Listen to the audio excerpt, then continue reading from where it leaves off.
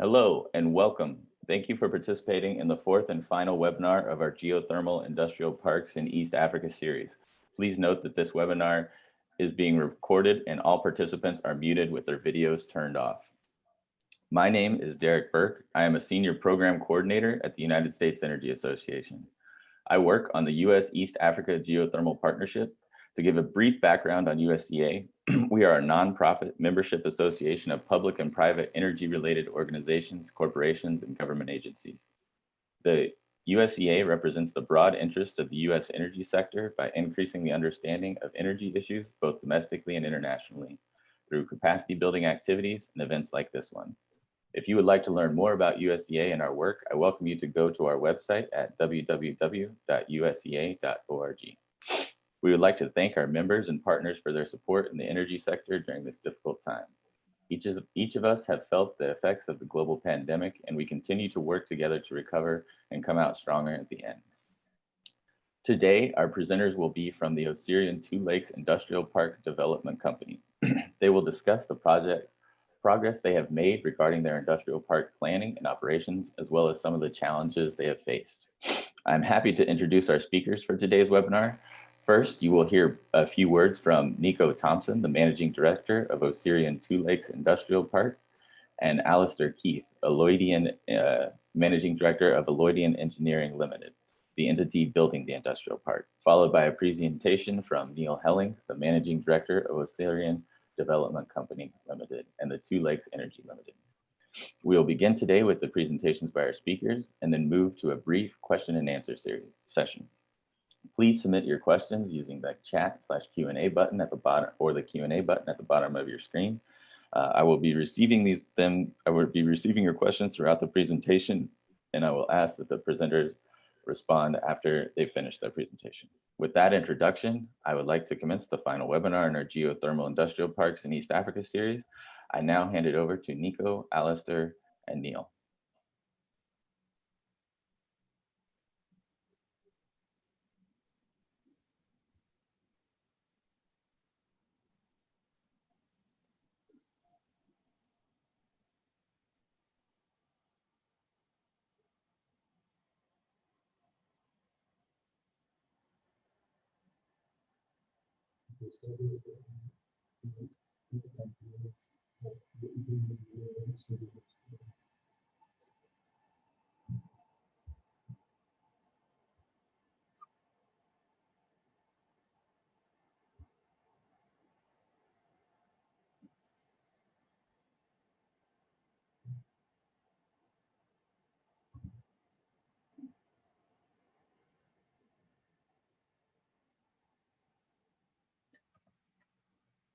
Good afternoon, everybody, or good morning for those of you on the other side of the Atlantic. My name is Neil Hellings. I'm the Managing Director of Oserian Development Company Limited, which within our group effectively is the mother entity from which other new companies have been formed. I'm joined today by two of my colleagues who are instrumental in our plans to create a sustainable industrial park powered by renewable energy, geothermal in particular, to enable us to sustain the environment that you've just seen, all of which was filmed on the beautiful farm that we're privileged to live and work on. Hello everyone, my name is Nico Thompson. I'm the Managing Director of Oserian Two Lakes Industrial Park. The Oserian Two Lakes project was developed to diversify from the traditional flower growing and to make use of the land. Good afternoon or good morning, everyone. My name is Alistair Keith. I'm the Managing Director of Aloydian Engineering. We're basically an in-house engineering company. We specialize mainly in civil construction and mechanical construction, particularly around the power sector, and with quite a lot of experience in geothermal in particular.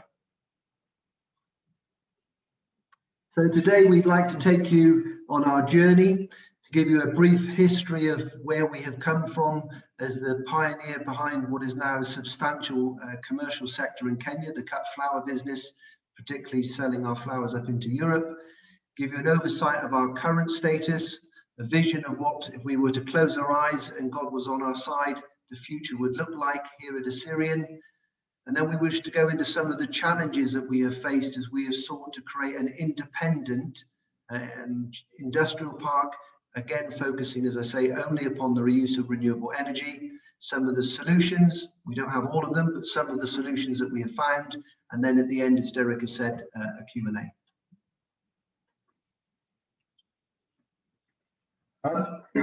Just a brief background to where we are and our history. We're located from where we dropped off. So 6 wells were drilled on Oserian in the early 1990s. 3 of those are production wells, and the rest are re-injection, but although not all of them are used for re-injection at this stage. By 2000, Oserian was a very high consumer of power, and I think many people will understand what I mean by that in terms of the cost of power in Kenya. And obviously that led to the idea of developing our own geothermal power resources. And that began in 2002 when we commissioned a 1.8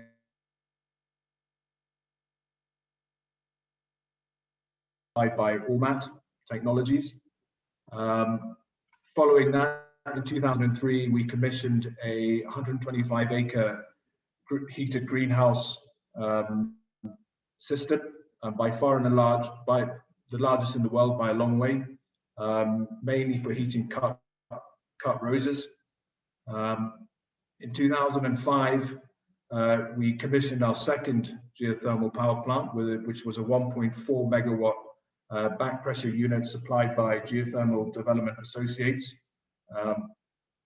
And lastly, in 2006, we commissioned a NCG line, which takes basically CO2 from the Ormat or All Power plant up the road, and we were injecting that into our greenhouses in order to increase production. So there's a picture of the ORC unit, the binary unit.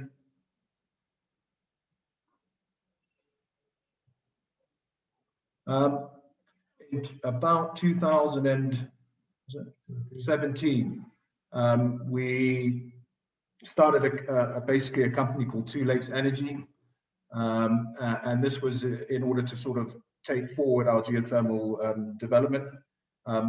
Two Lakes Energy is unique in terms of it has basically unfettered access to land without any community issues, a license to generate, a license to distribute, a license to retail as a captive, which basically means a license to retail power within our own land boundary, and a license to explore and exploit geothermal, again within our own land boundary. Just a couple of pictures to see, to give you an idea of what's on the ground. On the left, you can see the heating system for the greenhouses, and on the right is the well, basically the wellhead for the heating, the greenhouse heating system. So Oserian is one of the world's largest producers of cut flowers. These are some of our special varieties that are only possible to grow thanks to the geothermal heating project. This image just demonstrates the scale of the heated greenhouse project, which, as Alistair said, is the largest in the world. Some of our awards and accolades, again, another special variety. And Oserian has been named the best flower farm in the world, thanks in part to the geothermal and everything it allows us to do and the sustainability that brings. Part of that opportunity in producing our own power has allowed us to electrify part of our fleet. This one tug does the work of 4 tractors and saves the business around 340,000 litres of diesel a year.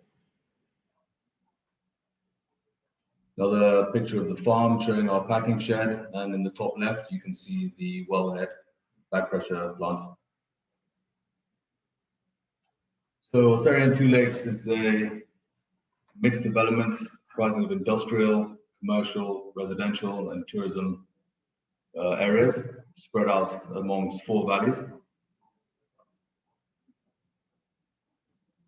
This is why we call it the two lakes, because we are right on the border of Lake Naivasha and the smaller Lake Oserian to the left. This is our master plan.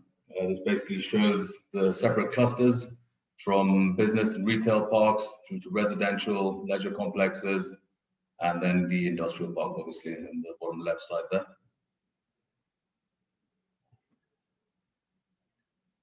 It's just another rendering of the master plan and gives a bit of the terrain, showing the valleys and how the separate areas are kept apart, and the green spaces that separate them, which also act as wildlife corridors, allowing for migration from Hellings National Park down towards the lake and beyond to Iburu. The residential areas will also have quite fantastic views across the lakes and the Great Rift Valley.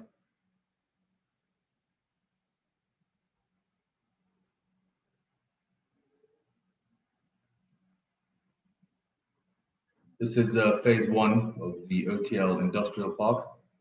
This is the proposed layout with various clusters for different activities. Some of the challenges we faced, the slide is not a typo. The reason I put the need for data 3 times, because one thing that we did learn, and it's cost us in terms of time and delay to our project, is the overwhelming need for data to support the concepts that you wish to put in place and for your proposals to become an investment and bankable opportunity, both from an industrial point development, but also from the tenants who we seek to attract, particularly as our target is tenants to move in from overseas. We've also had challenges in our ability as a farm to turn that data into information, and we've been fortunate to have been able to reach out and get some great support, which we will cover later on in the presentation. One of the challenges is making sure you stay true to your concept. Within the industrial park, we will be designated as a special economic zone, an SEZ, but we have decided from the outset that we wish to be a sustainable special economic zone. So although it's not a government nomenclature, ours is an SSEZ, and we have stuck true to that in terms of rejecting applications from some tenants who would not have met the sustainability criteria that we have set. Inevitably, one of our major challenges has been the slowness of government to respond, in particular because a lot of what we have sought to do sets precedent in Kenya, and there is no legal or regulatory framework for a lot of the things that we are trying to achieve. The scale of our project, as Nico has said, phase one, which covers around 250 acres, but in total, the development, including the large area set aside as a wildlife conservation area, is 7,500 hectares, so some 18,000 acres of combined development in total. Inevitably, we have come against the rocks in terms of the resources mismatch, whether that be cash in the availability for us to do the things we want to do, the mismatch between geothermal and the time it takes to bring that to bear, and mismatch internally in terms of our own management structures. But overall, we've had some challenges in making sure we're able to progress and not lose momentum. More specifically, we've come up against a realization that whilst we have run all of our geothermal developments now for almost 20 years with a sole in-house team, and notwithstanding the scale of geothermal development here in Kenya, we have found significant challenges with regard to finding the technical knowledge that we need to do some of our projects.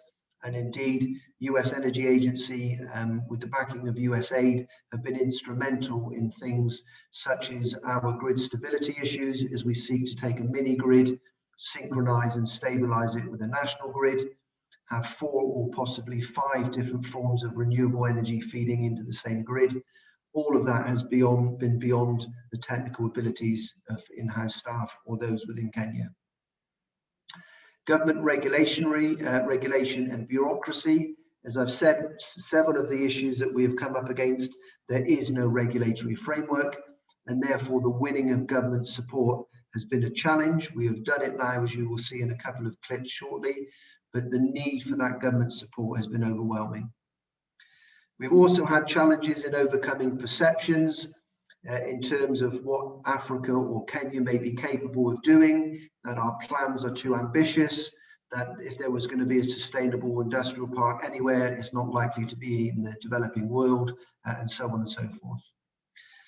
The sheer scale of the investment, even though we have broken our project into 4 segments, even at 250 acres of development, the scale of investment from the real estate, the amount of geothermal energy that we need to bring to the surface, and then power, whether that is in the form of electrical energy, steam, hot water, whatever it may be.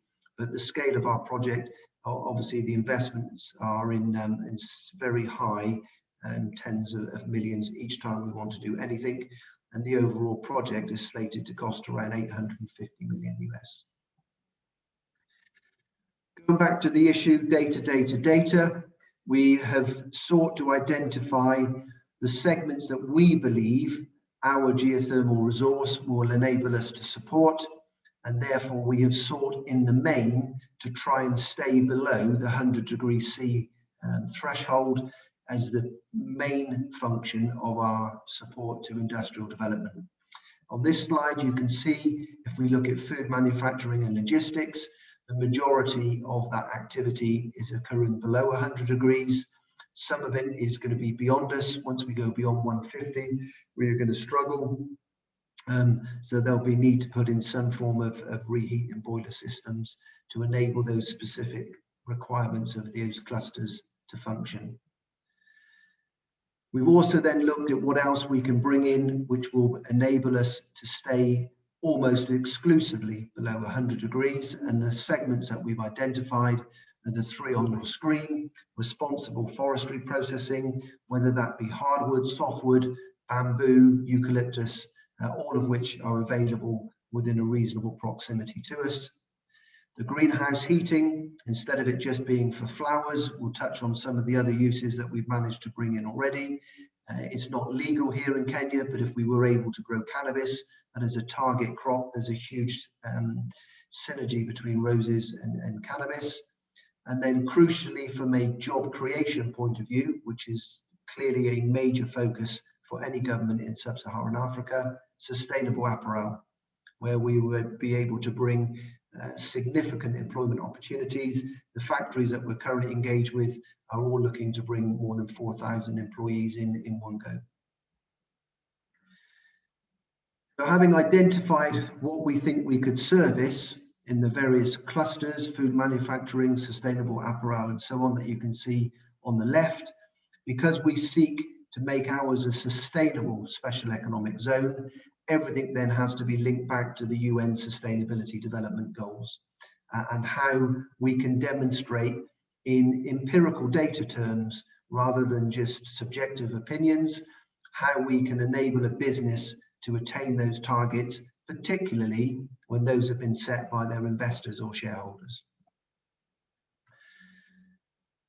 We're aware, obviously, we are not the only industrial park seeking to come forward for development in Kenya. We are at the moment the only ones seeking to focus specifically on renewable energy, with obviously a focus and an emphasis upon geothermal. And therefore we've needed to benchmark ourselves against the alternative. This slide shows a comparator with doing business in Nairobi and the industrial developments, industrial parks in that vicinity. If we can't demonstrate that we are cheaper, given that we are not in Nairobi and there will be some logistical costs as a result of not being in that economic cluster, we have got to be able to quantify, again, with hard data, how we believe we are cheaper. And as you can see there, with the exception of the logistics, we believe we are roughly in the 25 or so percent cheaper for all activities.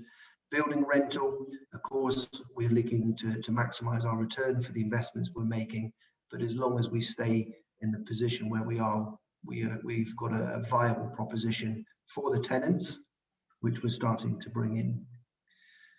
Another major piece of data gathering, which took some 5 or so months for us to fully piece together, was what was within our proximity in terms of the natural resources that would be processable within our industrial park.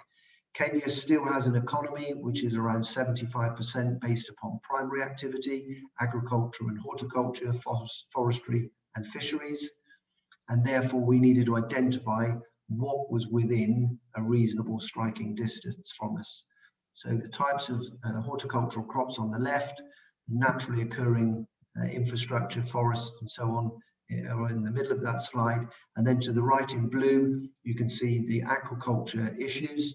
And indeed, we believe geothermally heated fish farming, whether it is for tilapia, mud crabs, prawns, all of that offers a huge opportunity, both in terms of protecting the natural environment around the lake where natural stocks are being depleted to the point of extinction, but also the health and social benefits that higher nutritional values can be attained through protein. We've now superimposed upon our phase 1 schematic the various clusters that we would like to now bring in based upon the data that we have gathered. One thing that we are clear is that where we have, for instance, in light manufacturing, a business which requires steam at 120 degrees, that will be located in either the sustainable apparel or the agro-processing. The economics of moving superheated steam around within the industrial park do not stack up, and therefore we will have to superimpose within this graphic effectively concentric rings where the superheated steam is brought to the middle for those industries and off-takers, and then radiating out from them will be those that require extremely hot water, and eventually warm water, which we envisage being a large-scale fish production unit. In overcoming some of the preconceptions that people have, for those who didn't know Kenya at all, that's been a greater challenge. For those that have visited here, I often hear the issues of terrorism, the fact that it's impossible to move around Nairobi. I often show them this picture to explain why we have traffic jams, which is unlike other parts of the world. But crucially, that Kenya has an increasingly rapid expansion of its highway system, not just in Nairobi. Indeed, the road is being redeveloped to come to our industrial park. We have a good rail link. We have an inland port and container depot now, less than 30 minutes from us. So logistically, things are improving significantly in Kenya. Of course, a lot of that's with foreign debt, which is a worry for those of us who live and work in Kenya. But nonetheless, the government has taken strategic long-term views on putting in key infrastructure.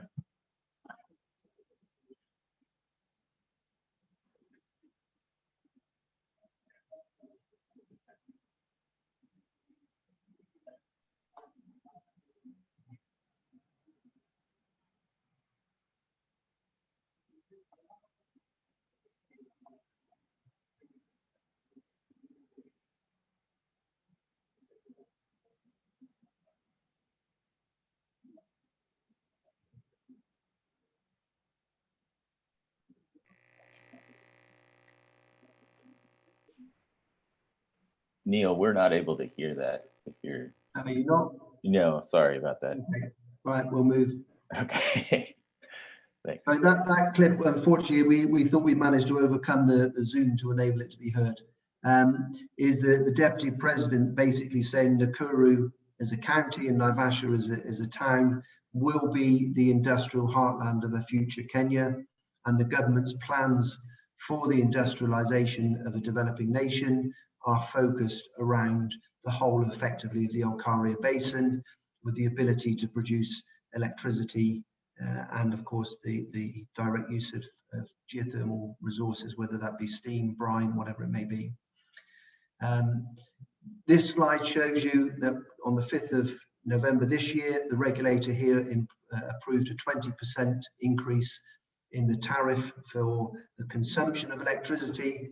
The next slide, which I will jump through because again, you're not going to be able to hear, the deputy president was making an announcement last year that there will be no more PPA signed beyond 6 US cents. So good for us as a sustainable, self-contained industrial park, in that those who produce electricity are now capped at 6 cents, whilst to the outside world, they're having eye-watering increases around 20%. which now sees us have a tariff of, with all the other add-ons that the government include, around about the 20 to 21 cents per kilowatt hour. In our industrial park, we have a base rate of 12 cents per kilowatt hour, and then we have a demand charge, which, depending upon the fluctuations compared to predicted demand, we raise another 1 up to 5 US cents. So significantly cheaper than buying electricity off the state provider. I'll jump through this because you're not going to hear it. So we've had to come to a hybrid solution. I've done enough talking for a few minutes, and I'll hand back to Alistair. Yeah. So basically, geothermal steam is not, on its own, is not viable for our project. It's too costly from an exploration point of view, without a PPA to back it up. You know, you're going to find it very difficult to bring financiers on board to drill for steam without a PPA. And also, clearly, after you've been through all the hurdles of you know, the exploration, you know, the geotech and all that kind of stuff, it takes a long time to bring the resource to the surface and to be able to convert it into energy. So in order to bridge that gap, we've looked at a hybrid solution, and basically that's by installing solar. We put in a 1 megawatt solar PV unit already, which is tied into our grid, and discussions are underway for the proposal for a 75 megawatt solar unit as well as other renewables, such as a demonstrated biodigester unit, which basically will use the waste product from the farm as its feedstock, and again, it will feed into part of our grid system. Just a couple of slides. On the left there, you can see a slide showing the induction heating within our greenhouses, and the CO2 pipes at the bottom. And basically, by bringing heat into our greenhouses, we've managed to reduce the use of pesticides and other agrochemicals by reducing the prevalence of disease within the greenhouses. In addition, it's also given us the opportunity to venture into some integrated pest management. On the right-hand side, you'll see a spider mite and a mite, and basically spider mites are usually quite a significant problem within roses in particular. They require quite strong pesticides to get rid of them. And by introducing a predatory mite that actually eats the spider mite, obviously, you know, you can reduce the use of agrochemicals significantly, and actually by effectively producing the mites in a heated greenhouse, you can increase the productivity significantly. This is just a clip showing the heating well, which you can see in the middle of the picture with the steam coming out of the silencer. And we've actually brought in a tenant already for an integrated pest management unit. Currently, they are just under 2 hectares, and we've actually put in the heated hot water line for their complete unit, and they have plans to expand up to 7 hectares, which will be again the biggest, certainly geothermally heated IPM production unit in the world. So at the bottom you can see the heating system, and then we follow the heating line down, which has all been put in. On the right hand side where those containers are, that's the biodigester unit going in.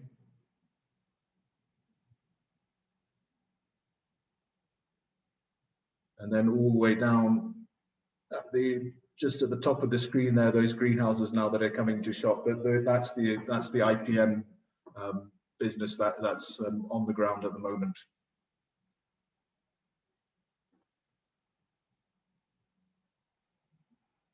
There's another shot of the biodigester unit with the grading shed or pack house in the background, so that you know, the production unit is close to where the green waste is coming from. And then right in the back of the picture, you can see where there's a bit of steam being emitted. That's the back pressure unit right in the background there. And just next to that is actually also the 1 megawatt solar unit.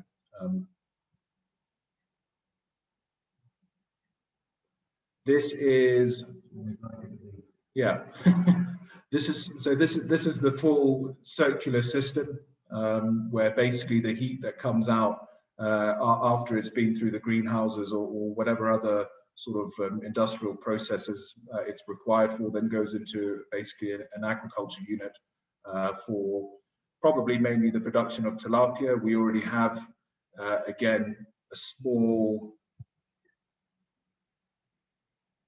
demonstrator on the ground that's basically gearing up. You can see the back pressure unit there in action, and just in the background you can see the beginnings of a tilapia fish farm, basically.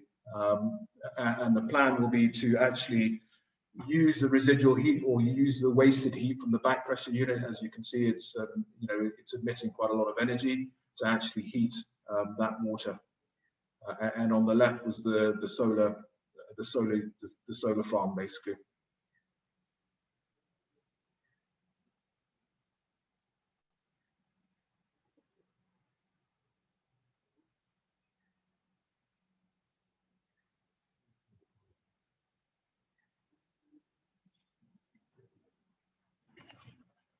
So currently, Oserian Two Lakes, together with our partners, have discussion underway with several companies who've expressed interest to move their operations here.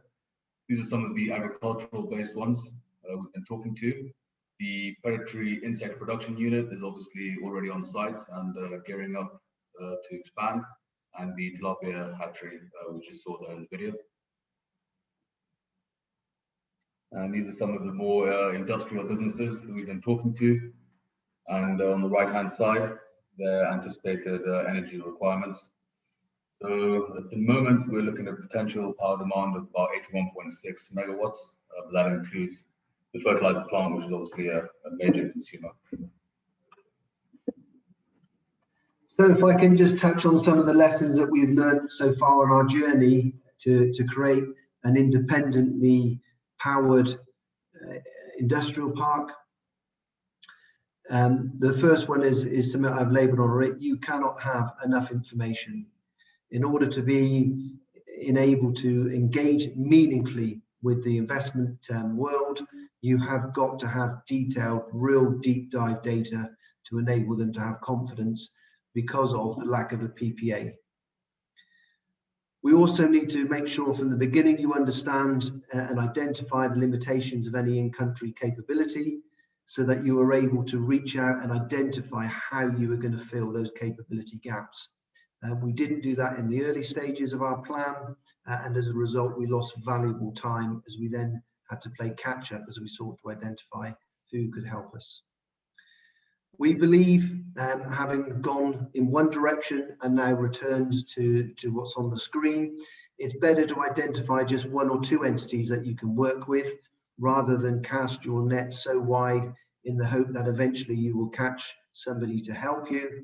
It's better to be targeted and to be patient and persistent, and then to start to create sustainable long-term relationships that are mutually beneficial, both for those that are seeking to help you, but obviously for you in terms of taking your project forward.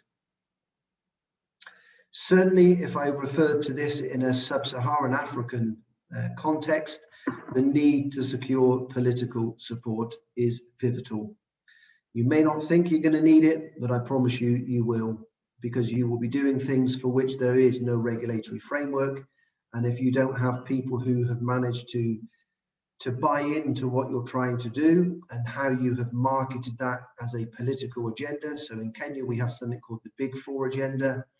We are able to hit 3 of the 4 main political pillars of that government strategy, and therefore we put forward our project of Oserian Two Lakes as being a way for the government to enable it to meet its obligations under its manifestos and commitments to its electorate. The final thing I would say is try not to be all things to all men. It's very tempting when you have the great delight and excitement of potential tenants communicating with you, saying that they've heard of your project, but when their particular activity or their business ethos does not fit with what you have already laid down, you need to stand firm. You need to maintain your initial vision for what you believed your project and its USPs would be, rather than just open the door because you're desperate to see progress, to have those tenants signing up, because like all of us, we believe that will create a momentum to enable even more tenants to come in. If you go down that road, you will end up being jack of all trades and master of none.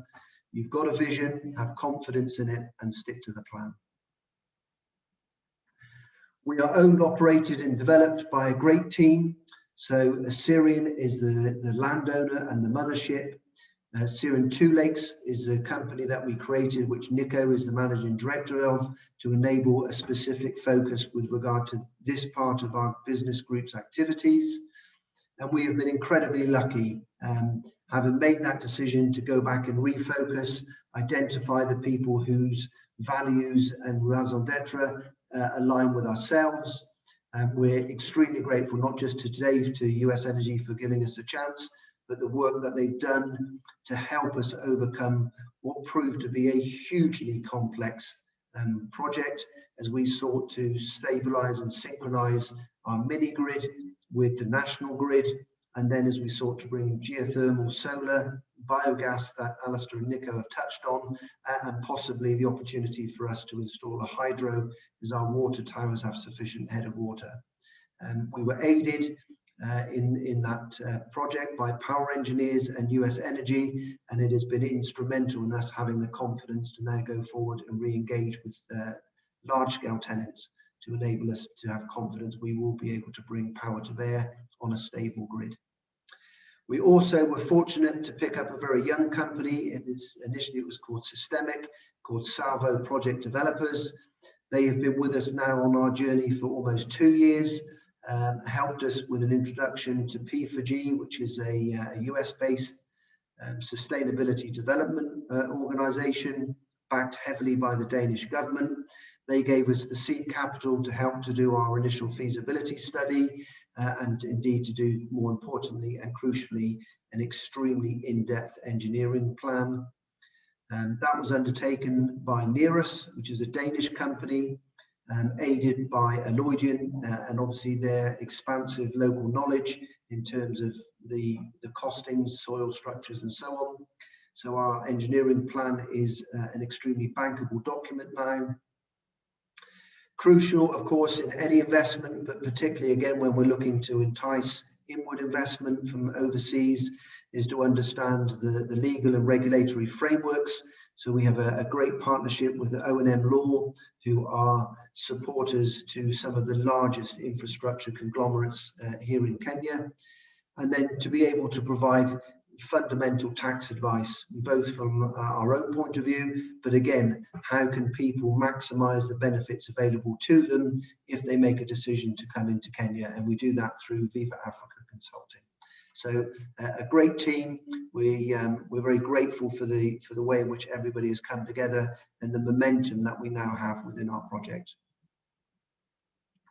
I'd like to say I'm grateful to everybody that's joined in to listen to our project. I'm obviously extremely thankful to Derek and Andrew at USAE for the support that they've given us and the opportunity to speak to you.